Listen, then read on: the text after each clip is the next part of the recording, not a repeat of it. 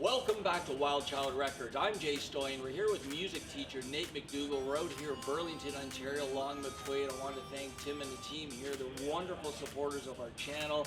They supported our fundraiser back in October 2021, where we raised $10,000 for our employment programs. And we have another fundraiser coming up this September, Artscape in Toronto, September 22nd. It's penciled in. If you want to find out more information or if you want to enroll in our employment programs, go to www.thedisabilitychannel.ca. The channel is also a huge supporter of veterans, so if you're a veteran out there and you're looking to transition from the battlefield to the workforce, give us a call. We would love to help you out. And of course, the biggest community in the world, persons with disabilities, we're all about that. So again, you're watching WILDCHILD RECORDS, where we are educating through music. What I want to do now is talk to Nate about the industry itself. So, Nate, how long have you been in the industry now, basically? Oh, well, I've been participating in the industry for probably about 13 or 15 years.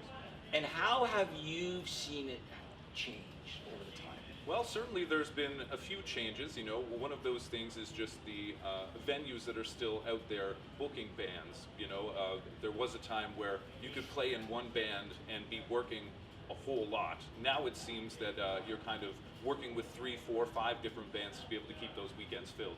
Very interesting. So, okay, so you're diversified a little bit. And do you find that there's still lots of bookings, or it's far and few between, or the bars are turning into condos? And well, it's sort of a mixed bag, you know. There's still a lot of theaters and private and ticketed events that are happening, but in terms of live entertainment, you know, COVID has really played a big part in sort of shortening that list of places that you could call for venues, because there were so many venues and bars and restaurants that were having a difficult time during COVID that unfortunately didn't make it through. So, you know, hopefully there's going to be a resurgence as, you know, life starts to open up again, but you know, there's definitely been a change. Do you find that there is an infusion of young artists that are coming up, or do you find it's scarcity, like there's not that many as before, like guitar players or drummers or horn guys? Well, there are certainly still the same number of artists and the same number of players that are coming up. I think the biggest change that they've had is their opportunities to be cutting their teeth, getting out and playing. You know, when I first started playing, I was booked every single weekend. I was traveling around Southern Ontario, playing in lots of different bars and venues and things. And I feel like maybe the youth of today are finding that their gigs are a little bit fewer and farther between. So instead of playing 5, 6, 7, 12 times a month, they're maybe playing 2 times a month now. So it's definitely going to have an effect on their marketability, as well as just, you know, sort of getting their chops together.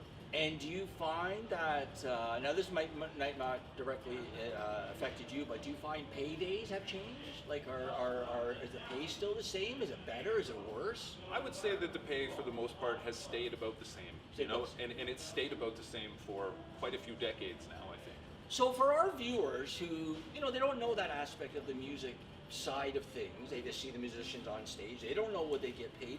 Give our viewers a taste of what's an average going gig, like say there's 4 guys in the band. Average good band, right? Good band. What do they get paid for the night? Well, it varies. You know, it depends on the venue. It depends on how far travel is. It depends on what sort of equipment is provided. So whether there's a sound system involved, whether we have to provide that, or whether there's one already in-house. Sometimes it depends on the size of the club as well. So it's hard to put an exact number on. A couple $100 saved? Sure, basically. Yeah, for a local sort of pub type thing, absolutely. And what's that, 2 or 3 sets? Once again, it depends on the format. So, like, you know, sometimes if you're doing more of an evening show, 6 to 9, it might be 340s. If you're doing more of like a late night show, then it might end up being 445s. It all just depends on the venue and what the venue is expecting from their entertainment. That's very interesting. Now I find that, because I'm obviously really involved in, you know, learning all I can about the music aspect of the world, and I'm all about personality. So now, is this just because the guys are old? But you know, you hear all the old guys, like from Foreigner or Aerosmith, guys have been around for 40 years. They're saying, well, the music industry is dead. It's dead. Nobody makes money anymore. You can't make a living at it. Do you find that these guys are just tired of the industry, or do you find that some of it is true, what they're saying? Some of it is definitely true, you know, like I mentioned before, the accessibility of venues has changed quite a bit. The touring aspect has also been affected during COVID, but also, once again, because the venues are not necessarily there the same way.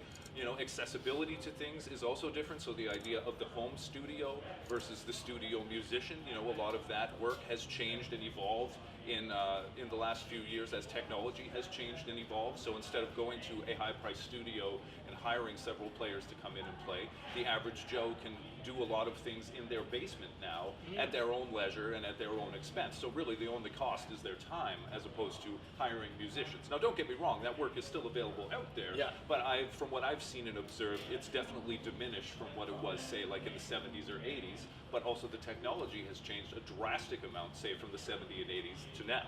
So I wonder if you can apply the Harrison Ford theory of I'll just outlast everybody else. That's how I'll get the job. So do you find that in music a little bit? Like maybe there's not as many musicians out there, but the musicians that are out there, they're working because it's scarcity. Well, the market is definitely different, and I think the idea of the full-time musician has maybe changed a little bit. You know, some people are supplementing their income now more with other avenues of work as opposed to just doing music full-time. So like teaching, playing, studio work, all of those things evolving. It's become more of a diversified, and I don't want to call it a part-time thing because it takes a full-time dedication. But in terms of the earning, you know, it's certainly changed, I think, than what it has been in the past. That's great, Nate. Wonderful information. I think what we're going to do is we're going to take a quick break, and then we're going to come back and talk about your personal inspiration. Sounds great. Jake. You're watching Wild Child Records. We're out here in Burlington, Ontario, Long and McQuaid. I'm Jay Stoyan. Stay tuned.